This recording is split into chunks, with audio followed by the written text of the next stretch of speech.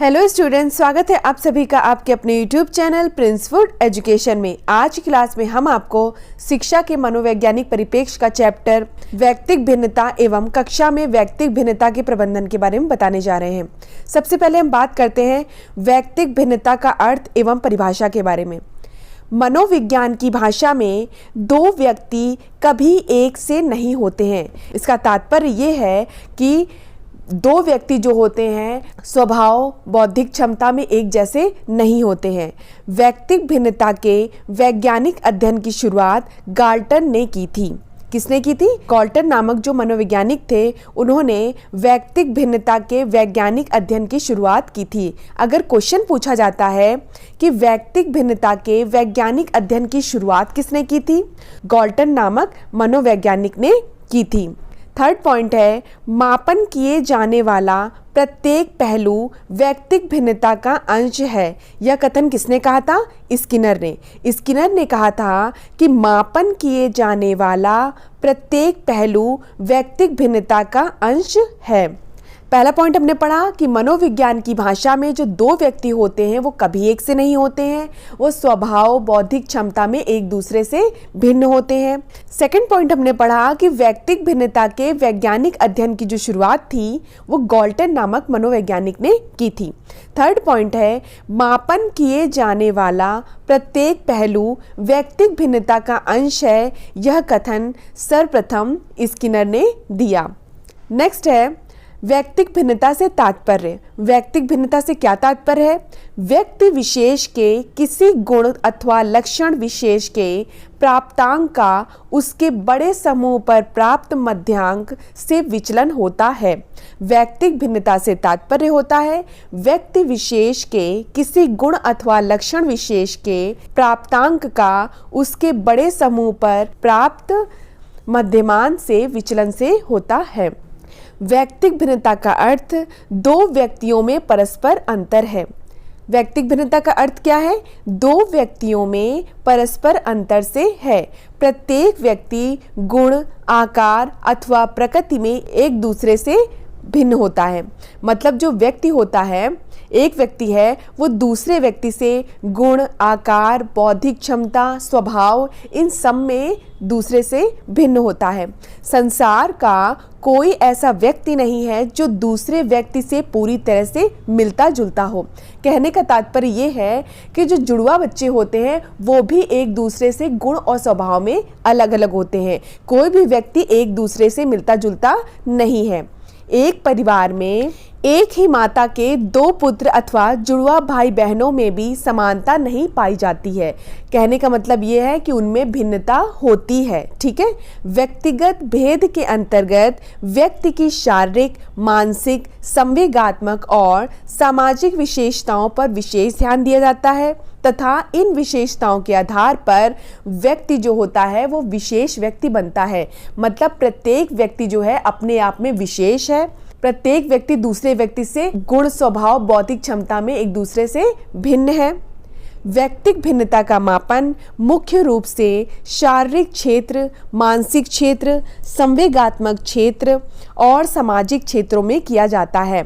वैयक्तिक भिन्नता का मापन मुख्य रूप से कहाँ कहाँ किया जाता है? शारीरिक क्षेत्र, मानसिक क्षेत्र, संवेगात्मक क्षेत्र और सामाजिक क्षेत्रों में किया जाता है। स्किनर ने क्या कहा है वैयक्तिक भिन्नता के बारे में? तो स्किनर के अनुसार वैयक्तिक भिन्नता से हमारा तात्पर्य व्यक्तित्व के उन सभी पहलुओं से है जिनका मापन एवं मूल्यांकन किया जा सकता है। स्किनर ने कहा है कि वैयक्तिक भिन्नताओं से हमारा तात्पर्य व्यक्तित्व के उन सभी पहलुओं से है जिनका मापन एवं मूल्यांकन किया जा सकता है। टायलर ने क्या कहा है? टायलर ने कहा है कि शरीर के रंग, रूप, आकार, कार्य, गति, बुद्धि, ज्ञान, उपलब्धि, रुचि, अभिरुचि आदि लक्षणों में पाई जाने वाली भिन्नता को वैयक्तिक भिन्नता कहते हैं। अगर कोई व्यक्ति जो है किसी से रंग, रूप, आकार, बुद्धि, ज्ञान, उपलब्धि, रुचि और अभिरुचि में अलग है तो वह व्यक्ति विशेष व्यक्ति कहलाता है। इसको ही व्यक्तिक भिन्नता कहते हैं।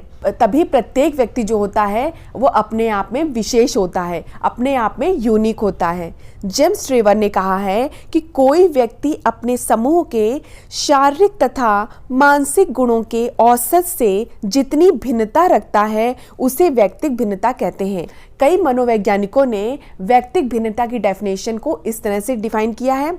जेम्स ट्रेवर ने कहा है कि कोई व्यक्ति अपने समूह के शारीरिक तथा मानसिक गुणों के औसत से जितनी भिन्नता रखता है उसे ही व्यक्तिक भिन्नता कहते हैं।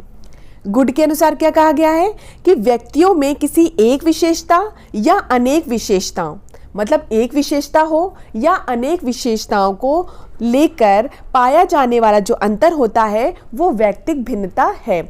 यह गुड के अनुसार कहा गया है।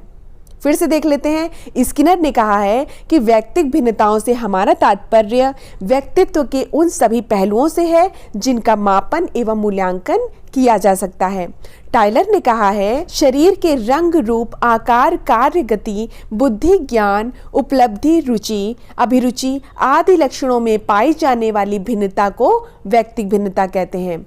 जेम्स ट्रेवर ने कहा है कि कोई व्यक्ति अपने समूह के शारीरिक एवं मानसिक गुणों के औसत से जितनी भिन्नता रखता है उसे ही व्यक्तिक भिन्नता कहते हैं। गुड ने क्या कहा है? गुड मनोवैज्ञानिक ने कहा है कि व्यक्तियों में किसी एक विशेषता या अनेक विशेषताओं को लेकर जो पाया जाने वाला अंतर होता है वो ही व्यक्तिक भिन्नता होता है। कोई एक विशेषता बोल दे या अनेक विशेषता बोल दे, उनको पाया जाने वाला जो अंतर होता है उसे व्यक्तिक भिन्नता कहते हैं। व्यक्तिक भिन्नता के प्रकार के बारे में जान लेते हैं। व्यक्तियों के व्यक्तित्व लक्षण तो एक दूसरे से भिन्न होते हैं, साथ ही व्यक्ति विशेष के अपने भिन्न भिन्न लक्षणों में भी बड़ी भिन्नता होती है। इस आधार पर व्यक्तिक भिन्नता को निम्नलिखित दो वर्गों में विभाजित किया गया है। मतलब जो व्यक्तिक भिन्नता है उसके दो प्रकार हैं। पहला है अंतर्वैयक्तिक भिन्नता और दूसरा है अंतःवैयक्तिक भिन्नता। पहले हम जान लेते हैं अंतर्वैयक्तिक भिन्नता के बारे में।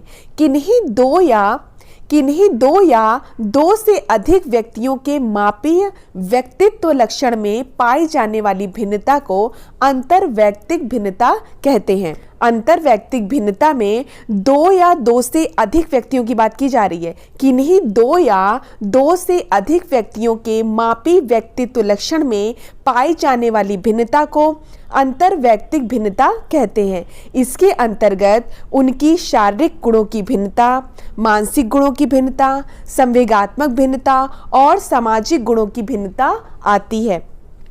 उदाहरण, व्यक्तियों के भार में होने वाली भिन्नता, उनकी बुद्धि में होने वाली भिन्नता इसी वर्ग में आएगी। ठीक है, तो अंतर्वैयक्तिक भिन्नता में क्या होता है? दो या दो से अधिक व्यक्तियों के मध्य जो भिन्नता होती है उसको कहते हैं अंतर्वैयक्तिक भिन्नता। सेकंड है अंतःवैयक्तिक भिन्नता, इंट्रा इंडिविजुअल डिफरेंसेस। किसी एक ही व्यक्ति के मापी व्यक्तित्व लक्षणों में पाई जाने वाली भिन्नता को अंतःवैयक्तिक भिन्नता कहते हैं। अगर एक व्यक्ति की बात की जा रही है तो अंतःवैयक्तिक भिन्नता है, यदि दो या दो से अधिक व्यक्तियों की बात की जा रही है तो वो है अंतर्वैयक्तिक भिन्नता। तो किसी एक ही अंतःवैयक्तिक भिन्नता क्या है? किसी एक ही व्यक्ति के मापी व्यक्तित्व लक्षणों में पाई जाने वाली भिन्नता को अंतःवैयक्तिक भिन्नता कहते हैं। इसके अंतर्गत एक ही व्यक्ति के विभिन्न गुणों की भिन्नता आती है। एक ही व्यक्ति की बात की जा रही है यहाँ पे, जैसे किसी व्यक्ति के शारीरिक दृष्टि से स्वस्थ होने और उसी व्यक्ति के मानसिक दृष्टि से रोगी होने से। किसी एक व्यक्ति के बारे में बताया जा रहा है कि वो व्यक्ति शारीरिक दृष्टि से तो स्वस्थ है लेकिन मानसिक दृष्टि से वह रोगी है। उसी व्यक्ति की बात बता रहे हैं कि वह शरीर से अस्वस्थ है, शरीर से स्वस्थ नहीं है, फिर भी वह उच्च बुद्धि वाला है। तो एक व्यक्ति की भिन्नताओं के बारे में बताया जा रहा है। नेक्स्ट टॉपिक है व्यक्तिक भिन्नता की प्रकृति एवं विशेषताएं। व्यक्तिक भिन्नता की प्रकृति अथवा विशेषताओं के बारे में निम्नलिखित तथ्य उजागर किए गए हैं। पहला है कोई दो व्यक्ति आपस में एकदम समान नहीं होते। हम सब जानते हैं कि संसार के कोई भी दो व्यक्ति शारीरिक, मानसिक, संवेगात्मक और सामाजिक दृष्टि से एक से नहीं होते हैं, कि कोई भी व्यक्ति जो होता है वो एक दूसरे से भिन्न होता है, चाहे वो शारीरिक दृष्टिकोण से देख लें या मानसिक दृष्टिकोण से देख लें, उनमें कुछ ना कुछ अंतर अवश्य होता है। मतलब जो प्रत्येक व्यक्ति होता है वो एक दूसरे से भिन्न होता है, चाहे वो जुड़वा भी हो, अगर वो व्यक्ति जुड़वा है तो भी उनमें अंतर पाया जाता है। यह सब व्यक्तिक भिन्नता के मुख्य आधार होते हैं। सेकंड पॉइंट है, व्यक्तिक भिन्नता में व्यक्तित्व के केवल मापी लक्षणों को ही समाहित किया जाता है, जैसे भार, लंबाई, बुद्धि, अभिक्षमता, क्रोध आदि। जो व्यक्तिक भिन्नता है उसमें व्यक्तित्व के केवल मापी लक्षणों को समाहित किया जाता है। थर्ड पॉइंट है, किसी भी समूह में व्यक्तियों के किसी भी लक्षण का झुकाव मध्यमान अर्थात औसत प्राप्तांक की ओर होता है। इसे संभावना चक्र द्वारा स्पष्ट किया जा सकता है। फोर्थ पॉइंट है, व्यक्तिक भिन्नता के मापी व्यक्तित्व लक्षण समानता एक दूसरे से प्रभावित होते हैं। उच्च बुद्धि के बालकों की शैक्षिक उपलब्धि भी उच्च होती है। क्या बताया गया इसमें कि व्यक्तिक भिन्नता के जो मापी व्यक्तित्व लक्षण हैं वो समानता एक दूसरे से प्रभावित होते हैं। मतलब उच्च बुद्धि वाला व्यक्ति जो है उसकी जो शैक्षिक उपलब्धि होगी वो भी उच्च होगी, तो वो एक दूसरे को क्या कर रहे हैं, प्रभावित कर रहे हैं। फिफ्थ पॉइंट है, व्यक्तिक भिन्नता मानव के विविध प्रकार के विकास का आधार होती है। जो व्यक्तिक भिन्नता है वो मानव के विविध प्रकार के विकास का आधार होती है। नेक्स्ट टॉपिक है व्यक्तिक भिन्नता जानने की विधियां। व्यक्तिक भिन्नता जानने की मुख्य 3 विधियां हैं। पहला है परीक्षण विधि, दूसरा है इतिहास विधि, तीसरा है सामूहिक अभिलेख विधि। तो व्यक्तिक भिन्नता को जानने की 3 विधियां हैं, परीक्षण विधि, इतिहास विधि और सामूहिक अभिलेख विधि। अब व्यक्तिक भिन्नता जानने की अन्य विधियों की बात कर लेते हैं। तो अन्य विधियां क्या क्या हैं? बुद्धि परीक्षण, उपलब्धि परीक्षण, अभियोगिता परीक्षण, निदानात्मक परीक्षण, व्यक्तित्व परीक्षण, अभिव्यक्ति परीक्षण। कौन कौन से परीक्षण हो गए? बुद्धि परीक्षण, उपलब्धि परीक्षण, अभियोगिता परीक्षण, निदानात्मक परीक्षण, व्यक्तित्व परीक्षण और अभिव्यक्ति परीक्षण। व्यक्तिक भिन्नता के आधार कौन से हैं? व्यक्तिक भिन्नता के 2 प्रमुख आधार हैं। कौन कौन से? वंशानुक्रम और पर्यावरण। जो व्यक्ति होता है उसको 2 तरह के तत्व जो हैं वो प्रभावित करते हैं। कौन कौन से? वंशानुक्रम और पर्यावरण। माता पिता व अन्य पूर्वजों से संतान को प्राप्त होने वाला जो गुण है वो वंशानुक्रम कहलाता है। वंशानुक्रम किसे कहते हैं? माता पिता या जो अन्य पूर्वज हैं उनसे संतान को जो प्राप्त होने वाला गुण है वो वंशानुक्रम कहलाता है। वंशानुक्रम क्या होता है? अगर जो संतान है उसको माता पिता या जो उनके पूर्वज हैं उनसे जो प्राप्त होने वाला जो गुण होता है उसे क्या कहते हैं? वंशानुक्रम। इन्हीं के कारण प्रत्येक मनुष्य में विभिन्नता और समानता भी दिखाई देती है। ठीक है। सेकंड है पर्यावरण। मानव विकास में पर्यावरण का भी बहुत बड़ा महत्वपूर्ण स्थान है। पर्यावरण में सभी तत्व आते हैं जो मानव विकास व उसके संबंधों को प्रभावित करते हैं। इसलिए जो मनुष्य होता है उसको 2 मुख्य रूप से तत्व प्रभावित करते हैं। कौन कौन से? वंशानुक्रम और पर्यावरण। नेक्स्ट टॉपिक है व्यक्तिक भिन्नता पर आधारित शिक्षण प्रक्रिया। कौन कौन सी हैं? डाल्टन प्रणाली, प्रोजेक्ट प्रणाली, किंडरगार्टन प्रणाली, मॉन्टेसरी प्रणाली, बेसिक शिक्षा प्रणाली, विनेटका प्रणाली, अभिक्रमित अनुदेशन, पर्यवेक्षण विधि। नेक्स्ट टॉपिक है शिक्षा के क्षेत्र में व्यक्तिक भिन्नता का महत्व। फर्स्ट पॉइंट है शिक्षार्थी व्यक्तिक भिन्नता प्रदर्शित करते हैं, अतः एक शिक्षक को सीखने के विविध अनुभवों को उपलब्ध कराना चाहिए। मतलब प्रत्येक व्यक्ति अपने आप में विशिष्ट है तो शिक्षक को उसके अनुरूप शिक्षा देनी चाहिए। ठीक है। सेकंड है कक्षा का आकार तय करने में भी व्यक्तिक भिन्नता ज्ञान विशेष सहायक होता है। थर्ड पॉइंट है व्यक्तिक भिन्नता का सिद्धांत व्यक्तिगत शिक्षक पर जोर डालता है। इसके अनुसार बालकों को ध्यान में रखकर उसकी शिक्षा की व्यवस्था की जानी चाहिए। फोर्थ पॉइंट है व्यक्तिक भिन्नता का ज्ञान। व्यक्तिक विभिन्नता का ज्ञान शिक्षकों को बालकों के साथ दोषों को समझने में सहायता करता है। 5th पॉइंट है, बच्चे को गृह कार्य देते समय भी उनको व्यक्तिक भिन्नता का ध्यान रखा जाता है कि कौन सा जो बालक है वो किस कार्य को करने में सक्षम है। जो बालक जिस कार्य को करने में सक्षम है उसको उसी के अनुरूप गृह कार्य देना चाहिए, उसको उसी के अनुरूप होमवर्क देना चाहिए। ठीक है। 6 पॉइंट है, व्यक्तिक भिन्नता को समझकर शिक्षक यह समझ जाते हैं कि किस प्रकार के बच्चों के लिए शिक्षण की कौन सी विधि अपनाई जाए। प्रत्येक शिक्षक को पहले ये जानना चाहिए कि जो छात्र हैं उनकी रुचि किन विषय में अधिक है, किन विषय में कम है, उसी के अनुरूप उनको शिक्षा देनी चाहिए, उसी के अनुरूप उनको गृह कार्य देना चाहिए। 7 पॉइंट है, बालकों के निर्देशन में भी व्यक्तिक भिन्नता की विशेष भूमिका होती है। नेक्स्ट टॉपिक है व्यक्तिक भिन्नता के कारण। तो मुख्य कारण 2 हैं। मुख्य कारण कौन से हैं? 2 हैं, वंशानुक्रम और पर्यावरण। तो मुख्य कारण जो होते हैं व्यक्तिक भिन्नता के वो 2 हैं, वंशानुक्रम और पर्यावरण। अन्य कारण कौन से हैं? आयु, परिपक्वता, लिंग, रचनात्मक शक्ति, जाति प्रजाति, संस्कृति एवं राष्ट्र। अन्य कारण कौन से हैं? आयु, परिपक्वता, लिंग, रचनात्मक शक्ति, जाति प्रजाति, संस्कृति एवं राष्ट्र। अब नेक्स्ट टॉपिक की बात करते हैं, व्यक्तिक भिन्नताओं के क्षेत्र। शारीरिक क्षेत्र है, मानसिक क्षेत्र है, संवेगात्मक क्षेत्र है, सामाजिक क्षेत्र है। शारीरिक क्षेत्र के अंतर्गत आता है शारीरिक भिन्नता और गत्यात्मक योग्यता।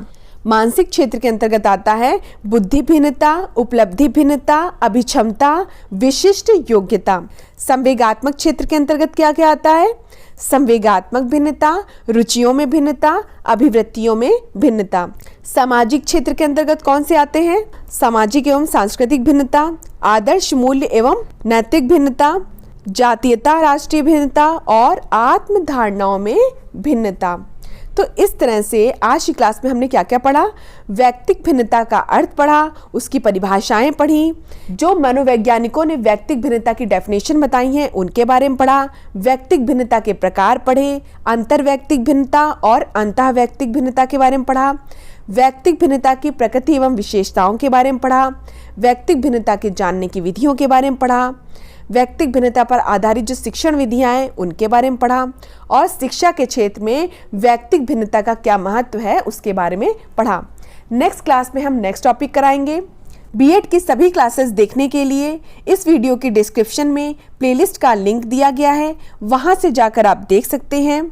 पीडीएफ लेने के लिए आप हमारे व्हाट्सएप नंबर 9580886699 में मैसेज कर सकते हैं। धन्यवाद। मिलते हैं अपनी नेक्स्ट क्लास में।